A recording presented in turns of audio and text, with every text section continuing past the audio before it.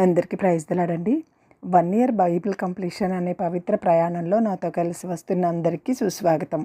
ఈరోజు మన ప్రయాణంలో 101వ రోజైన ఫిబ్రవరి 11వ తేదీ వాక్యాంశాలు 2వ రాజులు 16 నుంచి 18 అధ్యాయాలను ప్రార్థనాపూర్వకంగా మొదలు పెడదాం. మా ప్రియ పరలోకపు తండ్రి, మీ జీవ వాక్యంతో మమ్మల్ని మరొకసారి మీ పాదాల చెంతకు తీసుకొచ్చినందుకు హృదయమార వందనాలు. వినగలిగే చెవి, గ్రహించగలిగే హృదయాన్ని మీరు మాకు అనుగ్రహించండి. మీ వాక్యానుసారంగా జీవించే జీవితాలని మాకు దయచేయమని ప్రభువు పేరిట ప్రార్థిస్తున్నాను తండ్రి. ఈ వాక్యాంశాలు మీ హృదయాలని కూడా నిజంగా స్పర్శించినట్లయితే కమెంట్ బాక్స్లో ఆమెను చెప్పడం మర్చిపోకండి. 2వ రాజుల గ్రంథము 16వ అధ్యాయము. రెమల్యా కుమారుడైన పెకహు ఏలుబడిలో 17వ సంవత్సరమందు యూదారాజైన యోతాము కుమారుడగు ఆహాజు ఏలనారంభించెను. ఆహాజు ఏలనారంభించినప్పుడు 20 ఏండ్ల వాడై యెరూషలేమునందు 16 సంవత్సరములు ఏలెను. తన పితరుడగు దావీదు తన దేవుడైన యెహోవా దృష్టికి నీతిగా ప్రవర్తించినట్లు ఇతడు ప్రవర్తింపక ఇజ్రాయేలు రాజులు ప్రవర్తించినట్లు ప్రవర్తించెను. ఇతడు ఇజ్రాయేలు ముందర నిలవకుండా యెహోవా వెళ్ళగొట్టిన జనులు చేసిన హేయమైన క్రియలు చేయుచు తన కుమారుని అగ్నిగుండమును దాటించెను. మరియు అతడు ఉన్నత స్థలములలోనూ కొండల మీదను సమస్తమైన పచ్చని వృక్షముల క్రిందను బలులు అర్పించుచు ధూపము వేయుచు వచ్చెను. సిరియా రాజైన రెజీనును ఇజ్రాయేలు రాజైన రెమల్యా కుమారుడగు పెకహును యెరూషలేము మీదికి యుద్ధమునకు వచ్చి అక్కడనున్న ఆహాజును పట్టణమును ముట్టడి వేసిరి, కానీ అతనిని జయింపలేకపోయిరి. ఆ కాలమందు సిరియా రాజైన రెజీను ఏలతును మరలా పట్టుకొని సిరియనుల వశము చేసి ఏలతులో నుండి యూదావారిని వెళ్ళగొట్టగా సిరియనులు ఏలతు పట్టణమునకు వచ్చి కాపురముండిరి. నేటి వరకును వారచ్చడనే ఉన్నారు.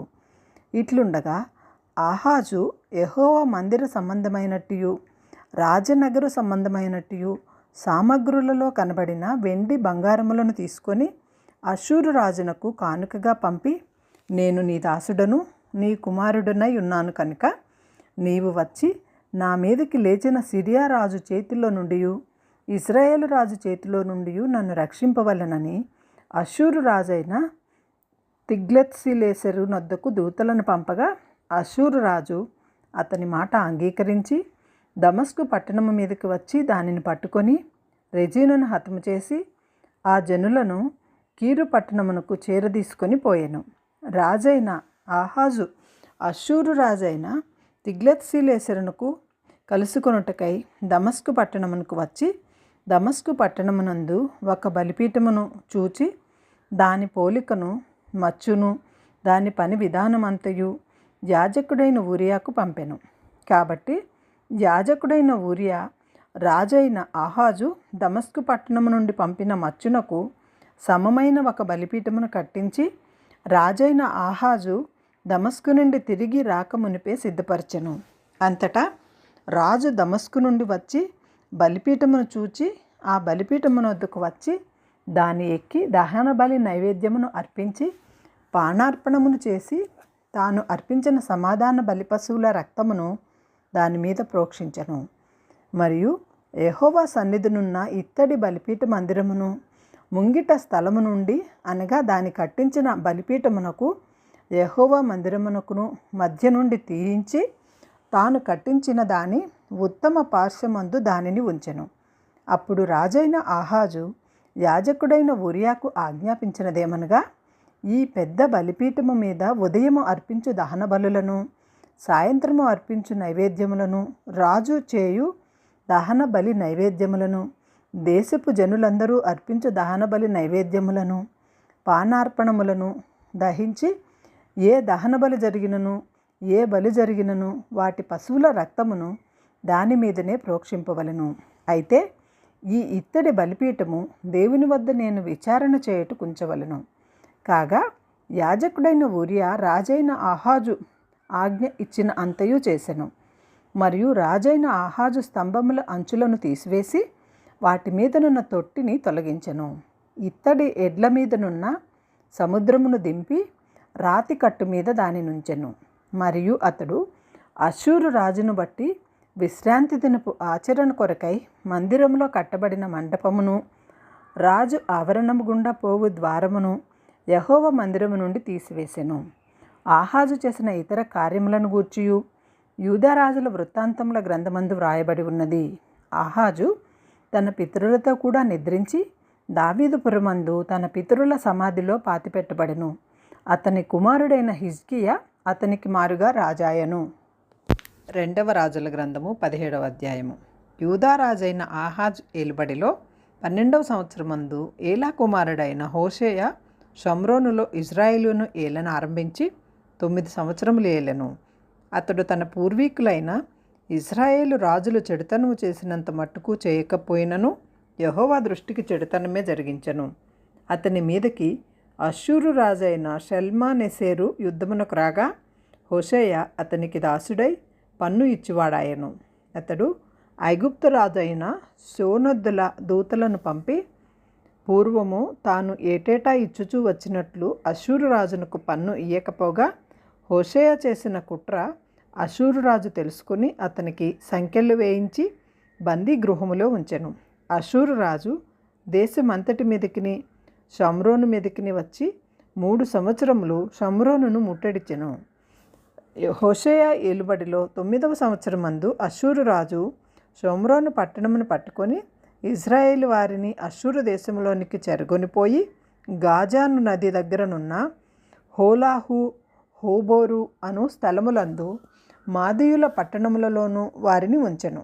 ఎందుకనగా ఇశ్రాయేలీయులు ఐగుప్తులో నుండి ఐగుప్తు రాజైన ఫరో యొక్క బలము కింద నుండి తమ్మును విడిపించిన తమ దేవుడైన యెహోవా దృష్టికి పాపము చేసి ఇతర దేవతల యందు భయభక్తులు నిలిపి తమ ఎదుట నిలవకుండా యెహోవా వెళ్ళగొట్టిన జనముల కట్టడలను ఇశ్రాయేలు రాజులు నిర్ణయించిన కట్టడలను అనుసరించుచూ ఉండిరి. మరియు ఇశ్రాయేలు వారు తమ దేవుడైన యెహోవా విషయంలో కపటము కలిగి దుర్బోధలు బోధించుచు అడవి గుడిసెల నివాసులను, ప్రాకారము గల పట్టణ నివాసులను తమ స్థలములన్నింటిలో బలిపీఠములను కట్టుకొని ఎత్తైన కొండలన్నిటి మీదనేమి సకలమైన పచ్చని వృక్షముల మీదనేమి అంతటను విగ్రహములను నిలువబెట్టి దేవతా స్తంభములను నిలిపి తమ ఎదుట నిలవకుండా యెహోవా వెళ్ళగొట్టిన జనుల వాడుక చొప్పున ఉన్నత స్థలములలో ధూపము వేయుచు చెడుతనము జరిగించుచు యెహోవాకు కోపము పుట్టించి చేయకూడదని వేటిని గూర్చి యెహోవా తమకు ఆజ్ఞాపించెనో వాటిని చేసి పూజించుచుండిరి. అయినను మీ దుర్మార్గములను విడిచిపెట్టి నేను మీ పితరులకు ఆజ్ఞాపించినట్టు నా సేవకులకు ప్రవక్తల ద్వారా మీకు అప్పగించినట్టు ధర్మశాస్త్రమును బట్టి నా ఆజ్ఞలను కట్టడలను అనుసరించుడని సెలవిచ్చి ప్రవక్తలందరి ద్వారాను దీర్ఘదర్శుల ద్వారాను యెహోవా ఇశ్రాయేలు వారికి యూదా వారికి సాక్ష్యము పలికించినను వారు వినని వారై తమ దేవుడైన యెహోవా దృష్టికి విశ్వాసఘాతకులైన తమ పితరులు ముష్కరులైనట్లు తామును ముష్కరులైరి. వారు ఆయన కట్టడలను తమ పితరులతో ఆయన చేసిన నిబంధనను ఆయన తనకు నిర్ణయించిన ధర్మశాస్త్రమును విసర్జించి వ్యర్థమైన దాన్ని అనుసరించుచు వ్యర్థులై వారి వాడుకల చొప్పున మీరు చేయకూడదని యెహోవా తమకు సెలవిచ్చిన తమ చుట్టూనున్న ఆ జనుల మర్యాదలను అనుసరించి వారి వంటి వారైరి. వారు తమ దేవుడైన యెహోవా ఆజ్ఞలన్నింటినీ అనుసరింపక పోత విగ్రహములైన 2 దూడలను చేసి దేవతా స్తంభములను నిలిపి ఆకాశ సమూహములకు నమస్కరించి బయలుదేవతను పూజించిరి. మరియు తమ కుమారులను కుమార్తెలను అగ్నిగుండమును దాటించి శకునములను చిల్లంగితనమును వాడుక చేసుకొని యెహోవా దృష్టికి చెడుతనము చేయుటకై తమను తాము అమ్ముకొని ఆయనకు కోపం పుట్టించిరి. కాబట్టి యెహోవా ఇశ్రాయేలు వారియందు బహుగా కోపగించి తన సముఖములో నుండి వారిని వెళ్ళగొట్టెను. కనుక యూదా గోత్రము కాక మరి ఏ గోత్రమును శేషించి ఉండలేదు. అయితే యూదావారును తమ దేవుడైన యెహోవా ఆజ్ఞలను విడిచిపెట్టిన వారై ఇశ్రాయేలు వారు చేసుకొనిన కట్టడలను అనుసరించిరి. అంతటా యెహోవా ఇశ్రాయేలు వారి సంతతి వారినందరినీ విసర్జించి వారిని శ్రమపెట్టి దోపుడుగాండ్ల చేతికి అప్పగించి వారిని తన సముఖము నుండి వెళ్ళగొట్టెను. ఆయన ఇజ్రాయేలు గోత్రములను దావీదు ఇంటి వారిలో నుండి విడగొట్టి వేయగా వారు నాబోతు కుమారుడైన యెరోబామును రాజుగా చేసుకొనిరి. యెరోబాము ఇజ్రాయేలు వారు యెహోవాను అనుసరింపకుండా ఆయన మీద వారిని తిరుగుబాటు చేసి వారు ఘోర పాపము చేయుటకు కారకుడాయెను. ఇశ్రాయేలు వారు యెరోబాము చేసిన పాపములలో దేనిని విడువక వాటిని అనుసరించుచూ వచ్చిరి గనుక తన సేవకులైన ప్రవక్తల ద్వారా యెహోవా సెలవిచ్చిన మాట చొప్పున ఆయన ఇశ్రాయేలు వారిని తన సముఖంలో నుండి వెళ్ళకొట్టెను. ఆ హేతువు చేత వారు తమ స్వదేశములో నుండి అష్షూరు దేశములోనికి చెరగొని పోబడిరి. నేటి వరకు వారచ్చట ఉన్నారు.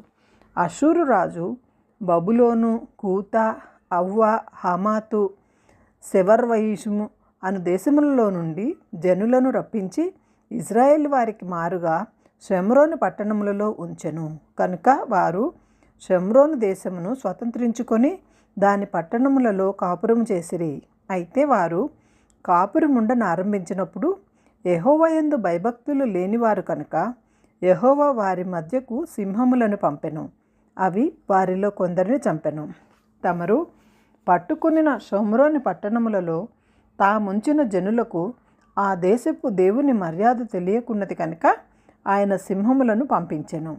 ఇజ్రాయేలు దేవుని మర్యాద వానికి తెలియనందున సింహములు వారిని చంపుచున్నవని వారు అష్షూరు రాజుతో మనవి చేయగా అష్షూరు రాజు అచ్చటి నుండి తేబడిన యాజకులలో ఒకనిని అచ్చటికి మీరు తోడుకొని పోవుడి.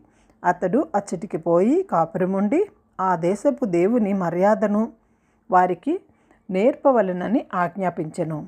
కాగా షోమ్రోనులో నుండి వారు పట్టుకొని వచ్చిన యాజకులలో ఒకడు వచ్చి బేతేలు ఊరిలో కాపురముండి యెహోవా యందు భయభక్తులుగా ఉండదగిన మర్యాదను వారికి బోధించెను. కానీ కొందరు జనులు తమ సొంత దేవతలను పెట్టుకొని షమ్రోనీయులు కట్టుకునిన ఉన్నత స్థలముల మందిరములలో వాటిని ఉంచుచూ వచ్చిరి. మరియు వారు తమ తమ పురములలో తమకు దేవతలను కలుగజేసుకొనిరి.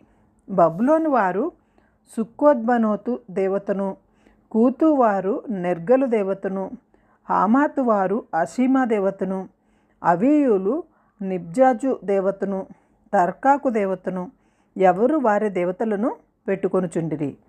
సెపర్వీయులు తమ పిల్లలను అద్రెమ్మేలకు, అనిమ్మేలకు అను సపర్వయిము యొక్క దేవతలను అగ్నిగుండమందు దహించుచుండిరి. మరియు జనులు యెహోవాకు భయపడి ఉన్నత స్థలముల నిమిత్తము సామాన్యులలో కొందరిని యాజకులనుగా చేసుకుని వారు జనుల పక్షమున ఉన్నత స్థలములలో కట్టబడిన మందిరముల యందు బలులు అర్పించుచుండిరి. ఈ ప్రకారముగా వారు యెహోవా యందు భయభక్తులు గలవారయుండి తాము ఏ జనులలో నుండి పట్టబడిరో ఆయా జనుల మర్యాద చెప్పున తన దేవతలను పూజించుచుండిరి. నేటి వరకు తమ పూర్వ మర్యాదల ప్రకారము వారు చేయుచున్నారు. యెహోవా యందు భయభక్తులు పూనక వారితో నిబంధన చేసి మీరు ఇతర దేవతలకు భయపడకుము, వారికి నమస్కరింపకము, పూజ చేయకుయు, బలులు అర్పింపకయు, మహాధికారము చూపి బాహుబలము చేత ఐగుప్తు దేశములో నుండి మీరు రప్పించిన యెహోవా యందు భయభక్తులు కలిగి ఆయనకు మాత్రమే నమస్కారం చేసి బలులు అర్పింపవలెనని ఇజ్రాయేలని పేరు పెట్టబడిన ఏకోబు సంతతి వారికి సెలవిచ్చిన దేవుని సేవింపకయు ఆయన ఆజ్ఞాపించిన కట్టడలను గాని విధులను గాని ధర్మశాస్త్రమును గాని ధర్మమందు దేనిని గాని అనుసరింపకయు ఉన్నారు. మరియు ఇతర దేవతలను పూజింపక మీరు బ్రతికు దినములన్నయూ యెహోవాకు వారు రాసి ఇచ్చిన కట్టడలను విధులను అనగా ధర్మశాస్త్రమంతటిని గైకొనవలెను. నేను మీతో చేసిన నిబంధనను మరువకయు ఇతర దేవతలను పూజింపకయు ఉండవలెను. మీ దేవుడైన యెహోవా యందు భయభక్తులు గలవారై ఉండిన ఎడల ఆయన మీ శత్రువుల చేతిలో నుండి మిమ్మును విడిపించునని ఆయన సెలవిచ్చినను వారు ఆయన మాట వినక తమ పూర్వపు మర్యాద చొప్పుననే జరిగించుచూ వచ్చిరి. ఆ ప్రజలు అలాగున యెహోవా యందు భయభక్తులు గలవారైనను తాము పెట్టుకొనిన విగ్రహములను పూజించుచూ వచ్చిరి. మరియు తమ పితరులు చేసినట్లు వారి ఇంటి వారును వారి సంతతి వారును నేటి వరకు చేయుచున్నారు. రెండవ రాజుల గ్రంథము 18వ అధ్యాయము. ఇజ్రాయేలు రాజును ఏలా కుమారుడైన హోషేయ ఏలుబడిలో 3వ సంవత్సరమందు యూదా రాజైన ఆహాజు కుమారుడైన హిజ్కియా ఏలనారంభించెను. అతడు ఏలనారంభించినప్పుడు 25 వాడై యెరూషలేమునందు 29 సంవత్సరములు ఏలెను. అతని తల్లి జెకర్యా కుమార్తె. ఆమెకు అబి అని పేరు. తన పితరుడైన దావీదు చేసినట్లు అతడు యెహోవా దృష్టికి పూర్ణముగా నీతిని అనుసరించెను. ఉన్నత స్థలములను కొట్టివేసి విగ్రహములను పడగొట్టి దేవతా స్తంభములను పడగొట్టి మోషే చేసిన ఇత్తడి సర్పమును చిన్నాభిన్నములుగా చేసెను. దానికి ఇశ్రాయేలీయులు నెహూస్తానును పేరు పెట్టి దానికి ధూపము వేయుచు వచ్చుచుండిరి. అతడు ఇశ్రాయేలీయుల దేవుడైన యెహోవా యందు విశ్వాసముంచినవాడు. అతని తరువాత వచ్చిన యూదా రాజులలోనూ అతని పూర్వీకులైన రాజులలోనూ అతనితో సమమైన వాడు ఒకడునూ లేడు. అతడు యెహోవాను హత్తుకొని ఆయనను వెంబడించుటలో వెనుక తీయక ఆయన మోషేకు ఆజ్ఞాపించిన ఆజ్ఞలన్నింటినీ గైకొనుచుండెను. కావున యెహోవా అతనికి తోడుగా ఉండెను. తాను వెళ్ళిన చోటనెల్లా అతడు జయము పొందెను. అతడు అష్షూరు రాజునకు సేవ చేయకుండా అతని మీద తిరగబడెను. మరియు గాజా పట్టణము వరకు దాని సరిహద్దుల వరకు కాపరులను గుడిసెల యందేమి ప్రాకారముల గల పట్టణముల యందేమి అంతటను అతడు ఫిలిష్తీయులను ఓడించెను. రాజైన హిజ్కియా ఏలుబడిలో 4వ సంవత్సరమందు ఇజ్రాయేలు రాజైన ఏలా కుమారుడగు హోషేయ ఏలుబడిలో 7వ సంవత్సరమందు అష్షూరు రాజైన షల్మనేసెరు షోమ్రోను పట్టణము మీదకి వచ్చి ముట్టడి చేసెను. 3 సంవత్సరములు పూర్తి అయిన తరువాత అష్షూరీయులు దాన్ని పట్టుకొనిరి. హిజ్కియా ఏలుబడిలో 6వ సంవత్సరమందు ఇశ్రాయేలు రాజు హోషేయ ఏలుబడిలో 9వ సంవత్సరమందు షోమ్రోను పట్టణము పట్టబడెను.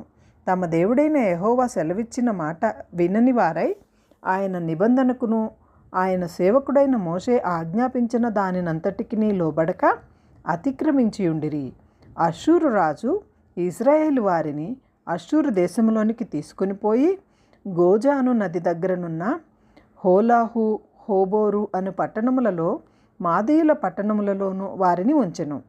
రాజైన హిజ్కియా ఏలుబడిలో 14వ సంవత్సరమందు అష్షూరు రాజైన సెన్హెరీబు యూదాదేశమందున్న ప్రాకారముల గల పట్టణములన్నింటి మీదికి వచ్చి వాటిని పట్టుకొనగా యూదారాజైన హిజ్కియా లాకీషు పట్టణమందున్న అష్షూరు రాజునద్దకు దూతలను పంపి, నా వలన తప్పు వచ్చినది, నా వద్ద నుండి తిరిగి నీవు వెళ్ళిపోయిన ఎడల నా మీద నీవు మోపిన దానిని నేను భరించుదునని వర్తమానం చేయగా, అష్షూరు రాజు యూదారాజైన హిజ్కియాకు 600 మణుగుల వెండియు 60 మణుగుల బంగారమును జుల్మానాను నియమించెను.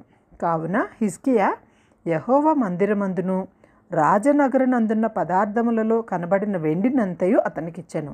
మరియు ఆ కాలమందు హిజ్కియా దేవాలయపు తలుపులకున్న బంగారమును తాను కట్టించిన స్తంభములకున్న బంగారమును తీయించి అష్షూరు రాజునికిచ్చెను.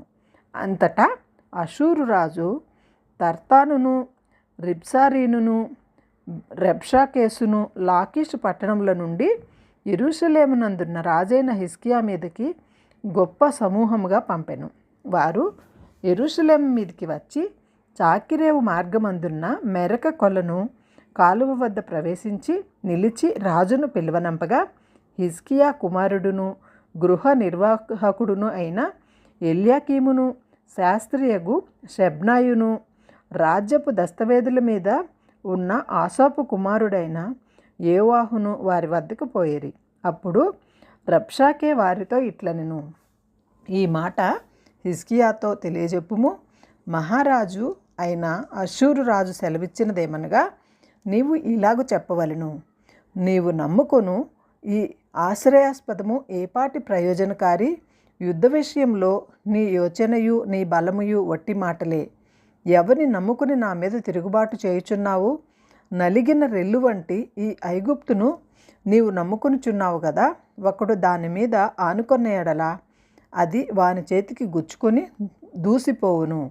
ఐగుప్తు రాజైన ఫరో అతని నమ్ముకొని వారందరికీ అట్టివాడే. మా దేవుడైన యెహోవాను మేము నమ్ముకొనుచున్నామని మీరు నాతో చెప్పెదరేమో. సరే, యెరూషలేమందున్న ఈ బలిపీఠమునొద్ద మాత్రము మీరు నమస్కారం చేయవలెనని యూదా వారికిని యెరూషలేం వారికిని ఆజ్ఞ ఇచ్చి హిజ్కియాని ఉన్నత స్థలములను బలిపీఠములను పడగొట్టెను. ఆయనే కదా యెహోవా. కావున చిత్తగించి అష్షూరు రాజైన నా ఏలిన వానితో పందెము వేయుము. 2000 గుర్రముల మీద రౌతులను ఎక్కించుటకు నీకు శక్తి ఉన్న ఎడల నేను వాటిని నీకిచ్చేదను. అట్లయితే యజమానుని సేవకులలో అత్యల్పుడైన అధిపత్యగు ఒకనిని నీవెలాగు ఎదిరింతువు? రథములను రౌతులను పంపునని ఐగుప్తు రాజునకు నీవు ఆశ్రయించుకొంటివే. యెహోవా సెలవు నొందకయే ఈ దేశమును పాడు చేయుటకు నేను వచ్చితినా? లేదు, ఆ దేశము మీదకి పోయి దాన్ని పాడు చేయమని యెహోవా నాకు ఆజ్ఞ ఇచ్చెను అనెను. హిల్కియా కుమారుడైన ఎల్యాకీము, షబ్నాయు, యేవాహు అని వారు, చిత్తగించుము, నీ దాసులమైన మాకు సిరియా భాష తెలియను కనుక దానితో మాట్లాడము. ప్రాకారము మీద ఉన్న ప్రజల వినికిడిలో యూదుల భాషతో మాట్లాడుకోమని రబ్షాకేతో అనగా, రబ్షాకే ఈ మాటలు చెప్పుటకై నా యజమానుడు నీ యజమానుని వద్దకు నీ వద్దకును నన్ను పంపెనా? తమ మలమును తినునట్లు తను మూత్రమును తాగునట్లును మీతో కూడా ప్రాకారము మీద కూర్చున్న వారి వద్దకును నన్ను పంపెను కదా అని చెప్పి గొప్ప శబ్దముతో యూదా భాషతో ఇట్లనెను. మహారాజైన అష్షూరు రాజు సెలవిచ్చిన మాటలు వినుడి. రాజు సెలవిచ్చినదేమనగా, హిజ్కియా చేత మోసపోకుడి. నా చేతిలో నుండి మిమ్మును విడిపింప శక్తి వానికి చాలదు. యెహోవాను బట్టి మిమ్మును నమ్మించి యెహోవా మనలను విడిపించును. ఈ పట్టణము అష్షూరు రాజు చేతిలో చిక్కకపోవునని హిజ్కియా చెప్పుతున్నాడే. హిజ్కియా చెప్పిన మాట మీరు అంగీకరించవద్దు. అష్షూరు రాజు సెలవిచ్చినదేమనగా, నాతో సంధి చేసుకొని నా వద్దకు మీరు బయటికి వచ్చిన ఎడల మీలో ప్రతి మనిషి తన ద్రాక్ష చెట్టు ఫలమును తన అంజూరపు చెట్టు ఫలమును తినుచు తన బావి నీళ్లు త్రాగుచూ ఉండును. అటు పిమ్మట మీరు చావక బ్రతుకున్నట్లుగా మేము వచ్చి మీ దేశము వంటి దేశమునకు అనగా గోధుమలను ద్రాక్షారసమును గల దేశమునకు, ఆహారమును ద్రాక్ష చెట్లను గల దేశమునకును, ఒలీవ తైలమును తేనెయు గల దేశమునకును మిమ్మును తీసుకుని పోవుదుము. అచ్చటి మీరు సుఖముగా ఉందురు. కావున యెహోవా మిమ్మును విడిపించునని చెప్పి హిజ్కియా మీకు బోధించు మాటలను నమ్మవద్దు. ఆయా జనముల దేవతలలో ఏదైనను తమ దేవతయు అష్షూరు రాజు చేతిలో నుండి విడిపించిన హామాతు దేవతలు ఏమాయను, అర్బాదు దేవతలు ఏమాయను, సెపర్వయీము దేవతలు ఏమాయను, హేనా ఇవ్వా అని వారి దేవతలు ఏమాయను, షోమ్రోను దేశపు దేవత మా చేతిలో నుండి షోమ్రోనును విడిపించనా? యెహోవా మా చేతిలో నుండి యెరూషలేమును విడిపించుననుటకు ఆయా దేశముల దేవతలలో ఏదైనను తన దేశమును మా చేతిలో నుండి విడిపించినది కలదా అని చెప్పెను. అయితే అతనికి ప్రత్యుత్తరం ఇయ్యవద్దని రాజు సెలవిచ్చి ఉండుట చేత జనులు ఎంత మాత్రమును ప్రత్యుత్తరమియ్యక ఊరకుండిరి.